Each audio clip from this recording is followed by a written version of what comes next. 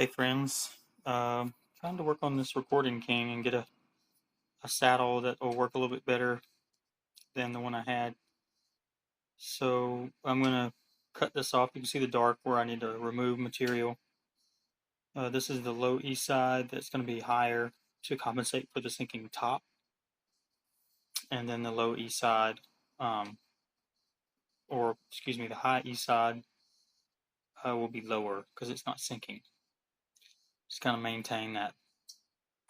Well, the fretboard's buzzing essentially. So I need to raise this up some. So this is what we're going to do. I have my little sander set up out here so the dust and everything isn't coming inside as much.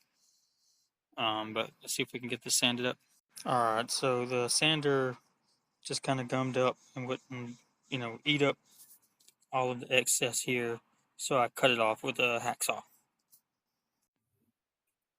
Alright, so I got the saddle made. It's still really high. I'm going to put the strings on it and then see how much I need to take off. Fuego is really, really interested. As you can see, I'm using the Martin Retro strings, the monos, the light gauge. So that's 12s to 54s.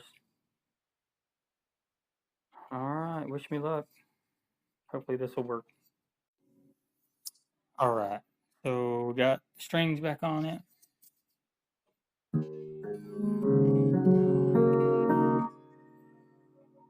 A little bit of a sitar effect.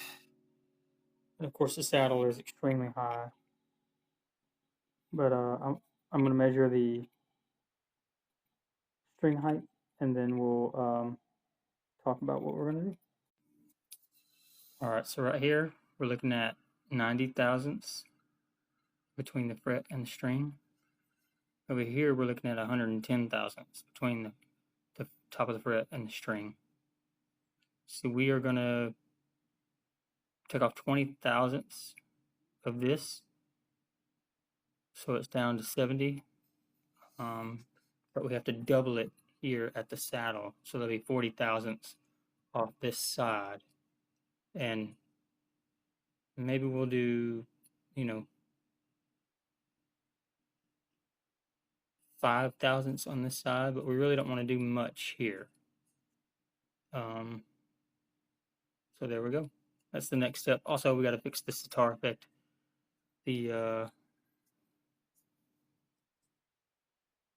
The saddle is just squared off at the top, so that's the problem. It has to be rounded. Only one point of contact is needed. Okie dokie. This is what we got.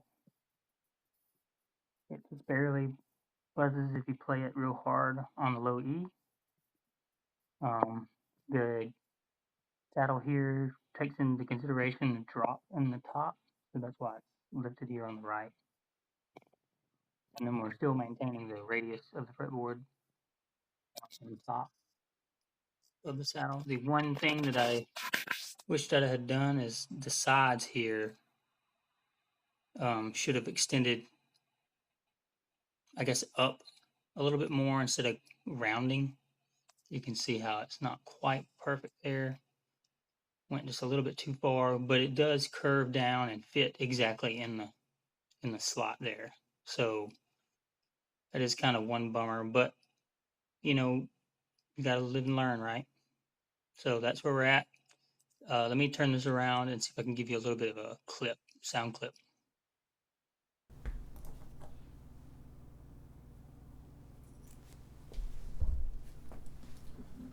All right, here we go.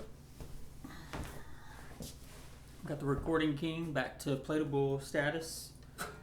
Just wanted to give you a sound sample. I got a couple different picks here. I got Pyramid, the Golden Gate Extra Stiff, Well I Did, the Hints, and then my all-time favorite, the purple Jim Dunlop 1.14. Alright, we'll go with the Golden Gate first.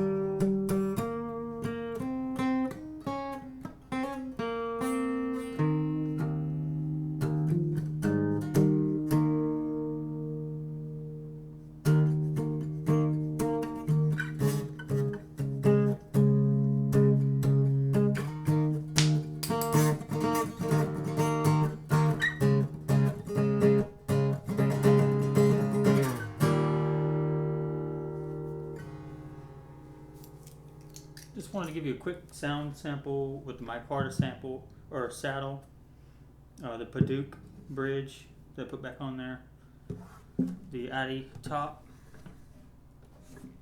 and layered mahogany. So this is back to playable status. You know, I like to be able to loan this out if somebody else has a guitar coming in and that's their only guitar. So it makes sense. You know, I'm pretty attached to my guitar, so if I could potentially loan this to somebody else just to get them by, I would happily do that. You know, this is kind of comparable to, say, a Taylor 214 or 224, or the Martin GPC, which I like both of those guitars quite a lot. But they're in the $1,000+ range new, at least $1,000 used. So, you know, this is like $125, $150. So it's just much more affordable. So, you know, I can take this camping. You know, like I said, I can loan it out to anybody. When I got it, it was just in kind of disarray and just trying to figure out the best way to fix it. Usually the best way to fix it is the easiest way or the simplest way, and that's what it ended up being. Trying to raise the wood didn't really do anything, honestly. So maybe if I removed all of the bracing in there, we could get it, you know, back flat if we re-glued it flat. But I didn't really want to take the back off of it and then attempt that work on top of everything.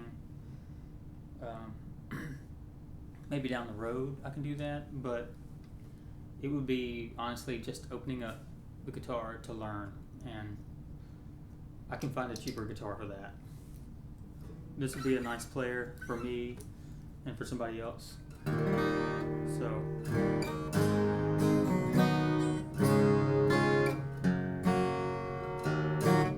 and that's got the bridge doctor in it. That's why it's got that dot. Right now the electronics are not in it because I wanted the saddle to make full contact with the bridge to see what it really sounds like. In my opinion, it sounds terrible with the pickup in there.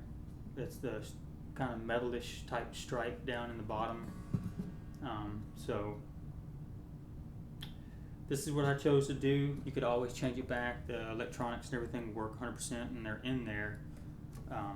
But let's measure the action real quick. Oh, here it is.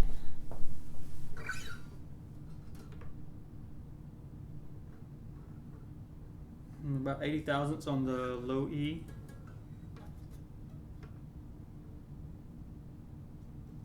And 70 thousandths on the high E. So that actually did come down to 70 thousandths. Wow, that's pretty cool. Well, I just wanted to say thank y'all, especially if you've watched this far into the video.